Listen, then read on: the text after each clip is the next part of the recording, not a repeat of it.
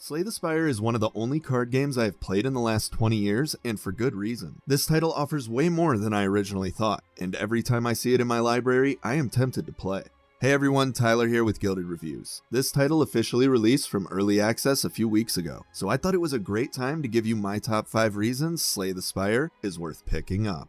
Before we get started, I wanted to say this title isn't a typical card game, and that is probably why I have enjoyed it so much. Slay the Spire embellishes on the card game format by adding in roguelike mechanics. Anyways, let's get this list started with number 5. Slay the Spire is easy to pick up and play. Don't get me wrong, there is plenty of depth here, but this game is built in a way that makes it possible to come back to it even after extended breaks. It's also a good game to play in between the more dominant games in your library.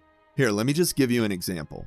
Say I play something like Elite Dangerous that takes up a decent amount of time and requires a ton of knowledge to play successfully. Well, from my experience, I know every now and then I might get bored and want to play something else that doesn't require so much work. Looking for a game is a process that can take me all night, arguing with myself on what I should and shouldn't play. I am not looking for a game to spend days in, just something simple that can take up a little bit of time. Slay the Spire is perfect for that. Having this game in your library is like having solitaire in the 90s.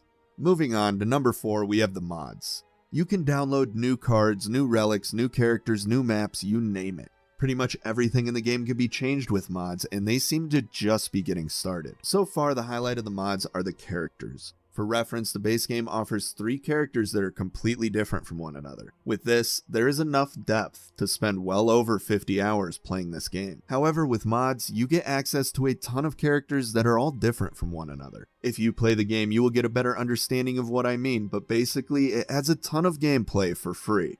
Up at number 3, we have Slay the Spire's Addictiveness and Replayability. As I said earlier, this game is extremely easy to pick up and play. You honestly just need to be careful. There have been so many times that I have wanted to just pick this game up for a few minutes, only to find myself playing it for hours later. Many parts of this game are addicting, and if you decide to use mods as well, that addiction has little reason to run out. I am not saying you are going to get thousands of hours out of this game, or not ever be able to put it down. It is just easy to get lost in this title's gameplay loop. Over time, I could see people accruing well over 100 hours and not even realizing it. Almost everything in this game is built around an RNG model, from acquiring cards and relics to seeing what's in the next room. It's all rather addicting. Sometimes one choice or one pickup will ruin a good run, which can get frustrating. However, it adds to the game's replayability and addictiveness. Making a different choice next time and learning from your mistakes is one of the best things about this title. Moving on to number 2, we have the strategic turn-based combat.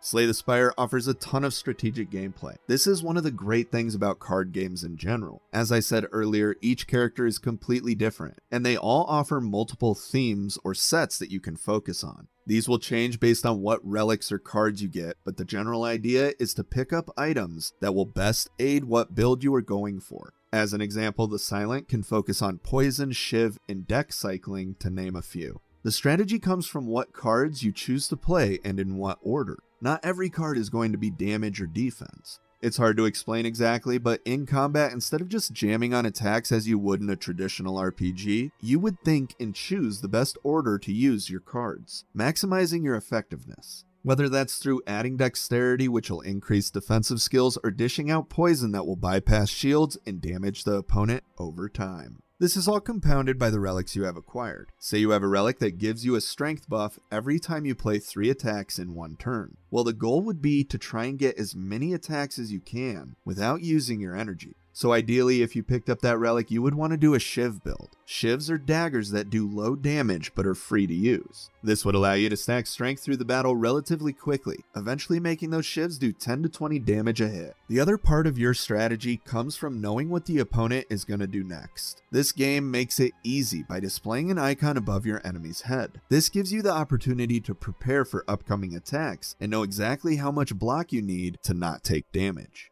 And the number 1 reason I recommend picking up Slay the Spire is the choices you make and how they affect the game.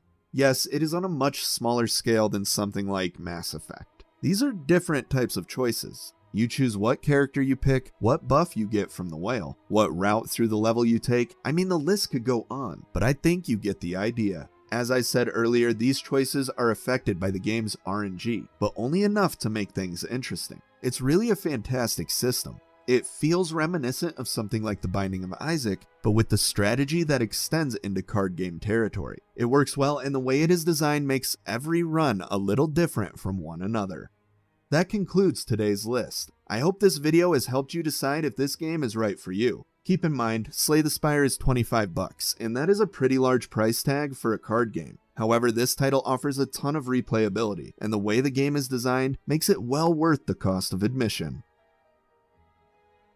Hey everyone, thanks for watching. This game wasn't in early access for very long, and other developers should take note on how this team managed things. Anyhow, I wanted to let you guys know that the Discord server is up and running. We are currently looking at getting a group together for Elite Dangerous, and possibly doing a community video. Let me know what you guys think down in the comments. And as always, if you liked the video, throw me a thumbs up, check out some of my other content, or consider subscribing. It really helps me out.